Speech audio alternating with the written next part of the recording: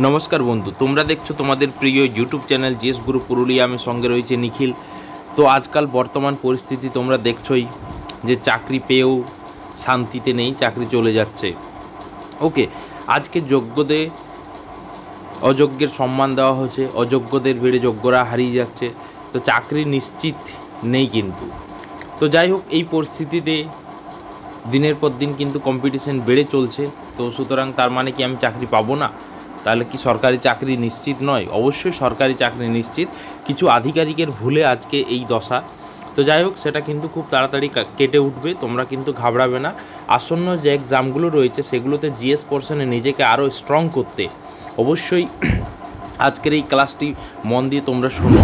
এবং এই আসন্ন এক্সামগুলোতে কিন্তু জিএস খুবই গুরুত্বপূর্ণ অধ্যায় হয়ে দাঁড়াবে। সুতরাং তোমার কাছে স্কোর করা সত্যি কিন্তু দুর্দান্ত হয়ে উঠবে আজকের এই জিএস ক্লাসটি।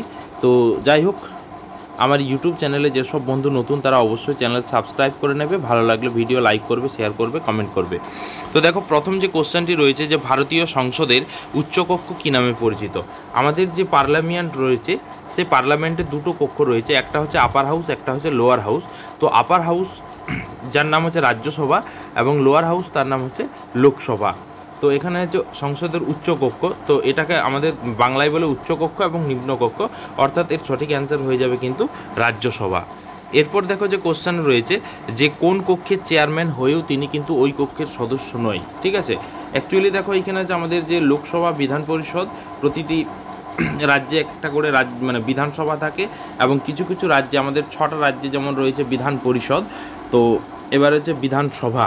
বিধানসভা আমাদের দুটো অঙ্গরাজ্যে রয়েছে, তোমরা কমেন্ট করে জানাবে সেই সবকে, মানে কেন্দ্রশাসিত যেসব দুটো কেন্দ্রশাসিত অঞ্চল রয়েছে, সেই কেন্দ্রশাসিত অঞ্চলে যে বিধানসভা রয়েছে সেগুলো তোমরা কমেন্ট করে জানাবে যে কোন কোন কেন্দ্রশাসিত অঞ্চলে বিধানসভা রয়েছে, এবং বাকি অঙ্গরাজ্যগুলোতে কিন্তু বিধানসভা রয়েছে।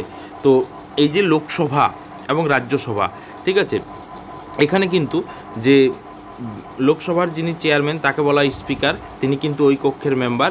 আবার বিধানসভার যিনি চেয়ারম্যান, অর্থাৎ বিধানসভা যিনি পরিচালনা করেন, তিনি হলেন বিধানসভার চেয়ারম্যান, তিনি কিন্তু বিধানসভার সদস্য। কিন্তু যিনি রাজ্যসভার চেয়ারম্যান, অর্থাৎ ভারতের উপরাষ্ট্রপতি, এই উপরাষ্ট্রপতি তিনি কিন্তু ওই কক্ষের চেয়ারম্যান, মানে হলেও তিনি কিন্তু ওই কক্ষের, অর্থাৎ রাজ্যসভার সদস্য নয়। ভারতের বর্তমান উপরাষ্ট্রপতিকে এটা কিন্তু কমেন্ট করে তোমরা জানাবে। ওকে, তো এর সঠিক অ্যান্সার হয়ে যাবে রাজ্যসভা। লোকসভার জন্য প্রথম মধ্যবর্তী নির্বাচন অনুষ্ঠিত হয়েছিল 1971, 1975, 1976 না 1985। তো এর সঠিক অ্যান্সার হয়ে যাবে কিন্তু 1971, বাংলাদেশের মুক্তিযুদ্ধের সময়। ঠিক আছে, এটা মনে রাখবে। ভারত সরকারের অর্থ বিল পেশ করা হয় কোন কক্ষে? উচ্চকক্ষে, বিধানসভা, নিম্নকক্ষে না বিধান পরিষদ? ঠিক আছে, সংবিধানের 110 নম্বর ধারাতে অর্থ বিল প্রকাশ করার ক্ষমতা রয়েছে। তো এই অর্থ বিল বা মানি বিল কোন কক্ষে প্রকাশিত হয়?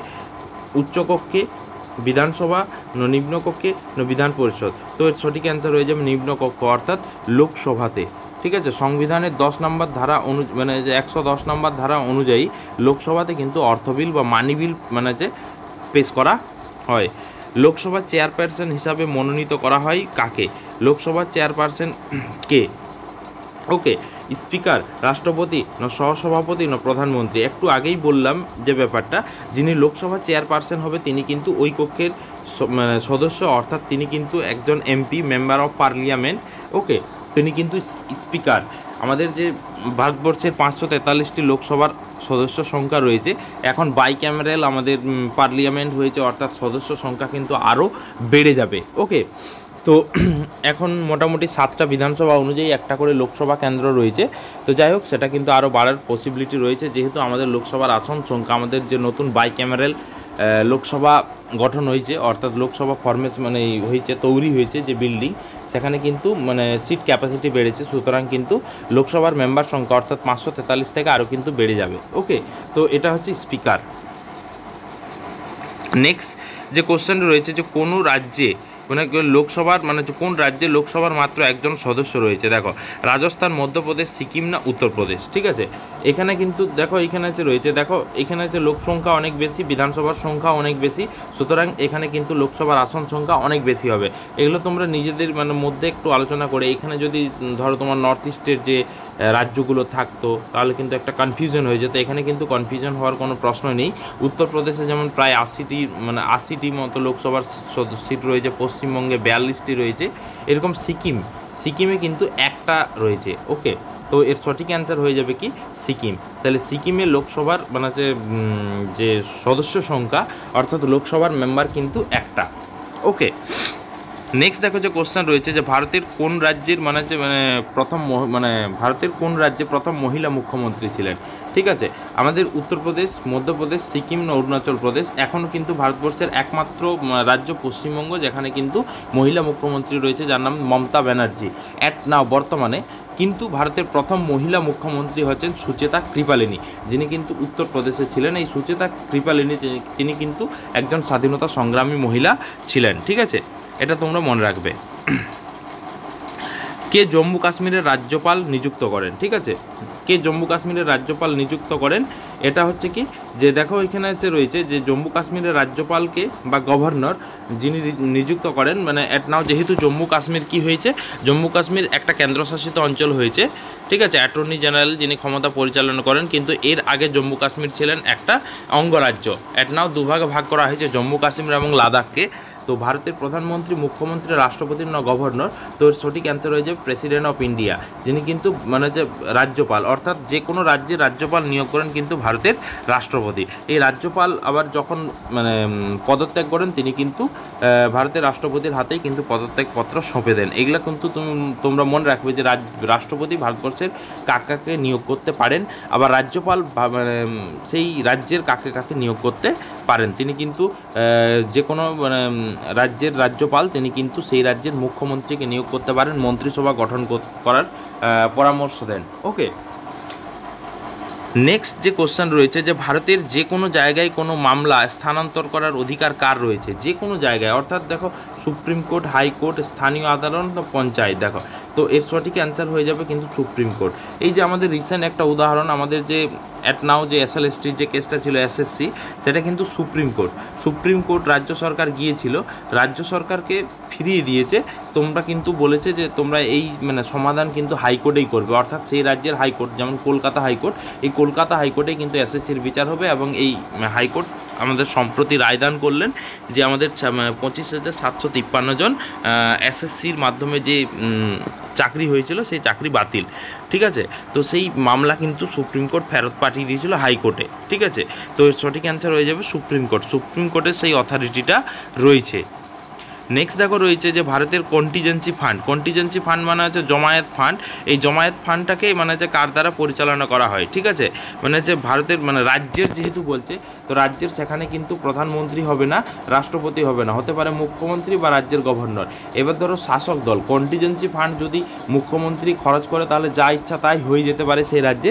তো এটা যেহেতু কোনো নয়, তাহলে কন্টিজেন্সি ফান্ডটা কিন্তু রাজ্যের গভর্নর দ্বারা পরিচালিত হয়ে থাকে। সেই রাজ্যের গভর্নর, যে রাজ্যে কন্টিজেন্সি ফান্ড থাকবে, সে রাজ্যের গভর্নর সেই যে কন্টিজেন্সি ফান্ড কিন্তু পরিচালনা করেন। ঠিক আছে,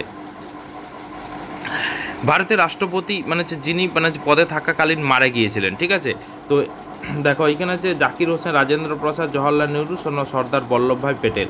তো দেখো নিচের দুটো কিন্তু ভারতের রাষ্ট্রপতি ছিলেন না। ঠিক আছে, এটা তোমরা মনে রাখবে। জওহরলাল নেহরু ভারতের প্রথম প্রধানমন্ত্রী ছিলেন, এবং সর্দার বল্লভভাই প্যাটেল যিনি কিন্তু ভারতের প্রথম শিল্পমন্ত্রী ছিলেন, স্বরাষ্ট্রমন্ত্রী ছিলেন।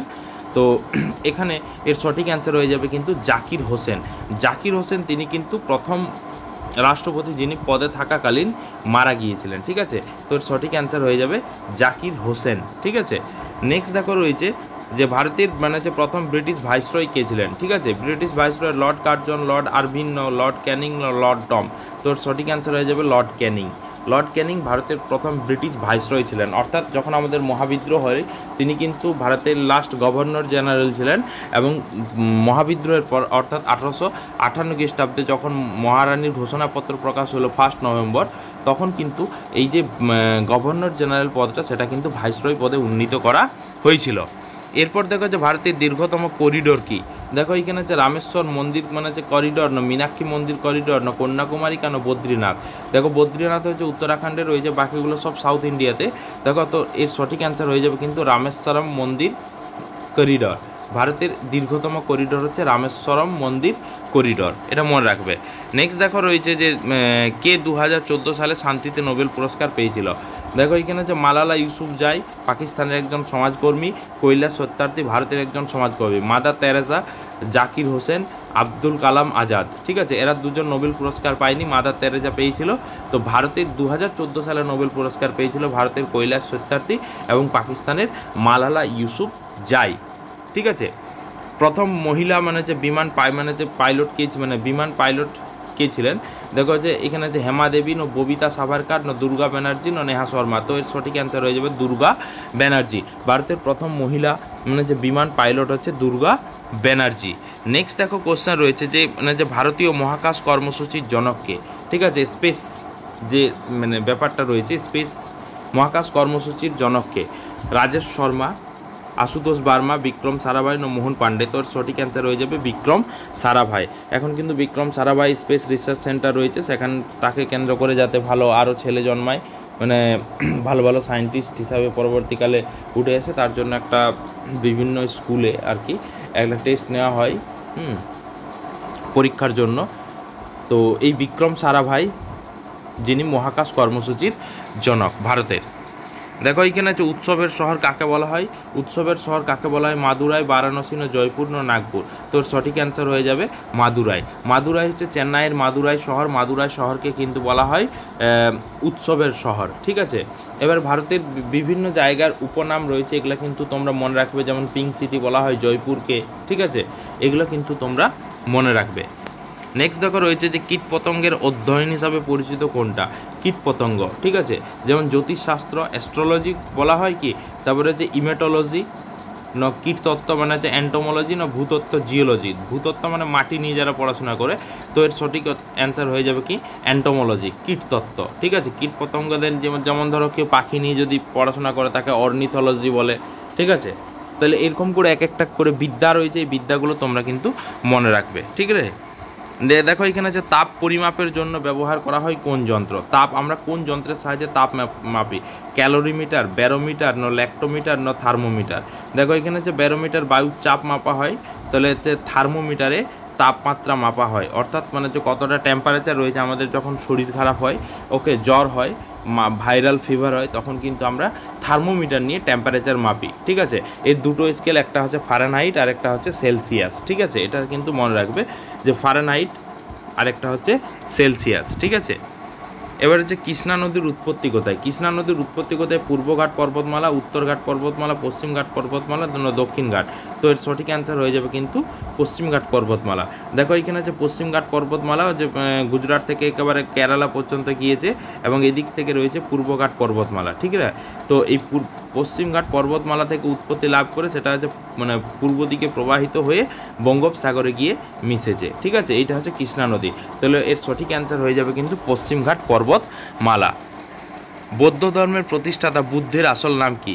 বুদ্ধের আসল নাম কি? দেখো এখানে রয়েছে সিদ্ধার্থ, দুষ্যন্ত, সামারা, আরেকটা অপশান রয়েছে যেটা হচ্ছে মহাত্মা। তো এর সঠিক অ্যান্সার হয়ে যাবে কিন্তু সিদ্ধার্থ। তাহলে হচ্ছে সিদ্ধার্থ। তাহলে বৌদ্ধ ধর্মের প্রতিষ্ঠাতা গৌতম বুদ্ধের আসল নাম হচ্ছে সিদ্ধার্থ। ঠিক আছে, এটা তোমরা মনে রাখবে। যখন পরবর্তীকালে তিনি যখন বৌদ্ধ ধর্মে দীক্ষা নিলেন, তখন তার নাম হয়ে গেল গৌতম বুদ্ধ। এর আগে নাম ছিল সিদ্ধার্থ। সিদ্ধার্থ নাম নিয়েই তিনি কিন্তু বাড়ি থেকে সংসার ধর্ম ত্যাগ করে চলে গিয়েছিলেন, সংসার ধর্ম ত্যাগ করে তিনি কিন্তু বাড়ি থেকে চলে গিয়েছিলেন। আরব সাগরের রানী কাকে বলা হয়? বোম্বে, আন্দামান, কোচিন, গোয়া। তাহলে হচ্ছে আরব সাগরের রানী কাকে বলা হয়? বোম্বেকে কে হচ্ছে বোম্বে, আন্দামান, কোচিন, গোয়া। তো আরব সাগরের রানী বলা হয় কোচিনকে। ঠিক আছে, কেরালার কোচিনকে বলা হয় আরব সাগরের রানী। এটা কিন্তু তোমরা মনে রাখবে যে ভারতের যে পশ্চিম দিকে রয়েছে আরব সাগর, এই আরব সাগরের তীরে একটা জায়গা হচ্ছে কোচিন, এবং এই কোচিনকে বলা হয় আরব সাগরের রানী। বোম্বেকে বলা হয় ভারতের প্রবেশদ্বার, পূর্ব দিক থেকে ভারতের পশ্চিম দিক থেকে ভারতের প্রবেশদ্বার। ঠিক আছে, ভারতের সিলিকন শহর কাকে বলা হয়? আমেরিকার সাথে তুলনা করে বলা হয় ভারতের সিলিকন শহর বেঙ্গালুরু, গোয়া, জয়পুর, দিল্লি। এটা দেখো আবার একটা সেই উপনাম। এর আগে যেমন আমরা একটা পড়লাম যে উৎসবের শহর মাদুরাই, ঠিক তেমনই এখানে রয়েছে ভারতের সিলিকন শহর কাকে বলা হয়। তো এর সঠিক অ্যান্সার হয়ে যাবে কিন্তু ব্যাঙ্গালোর। ব্যাঙ্গালোরে হচ্ছে ইলেকট্রিকে মানে যে অর্থাৎ মানে ইলেকট্রনিক্সে বিশাল একটা ডেভেলপ করেছে, যার পরিপ্রেক্ষিতেই ভারতকে বলা হয় মানে ভারতের সিলিকন শহর বলা হয় ব্যাঙ্গালোরকে। ঠিক আছে, নেক্সট দেখো যে কোশ্চেন রয়েছে শব্দ ও শব্দ তরঙ্গ অধ্যয়নকে আমরা কি বলি।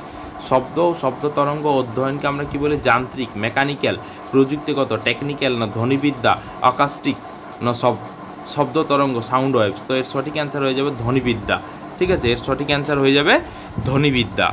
নেক্সট দেখো যে কোশ্চেন রয়েছে যে ভিটামিন এর অভাবে যে কোন রোগ হয়। ঠিক আছে, ভিটামিন এর অভাবে আমাদের যে ভিটামিন রয়েছে এ, বি, সি, ডি, ই, কে, এই যে ভিটামিনগুলো রয়েছে, কিছু ভিটামিন হচ্ছে জলে দ্রাব্য, আবার মানে হচ্ছে কিছু ভিটামিন হচ্ছে ফ্যাটে দ্রাব্য। এর অভাবে কী রোগ হয়, বি এর অভাবে কী হয়, সি এর অভাবে কী হয়, ডি এর অভাবে কী হয়, এগুলো কিন্তু মনে রাখবে। তো ভিটামিন এর অভাবে যে রোগটা হয়ে থাকে সেটার নাম হচ্ছে রাতকানা। ঠিক আছে, বা আরেকটা রোগ আছে জেরপ্থ্যালমিয়া।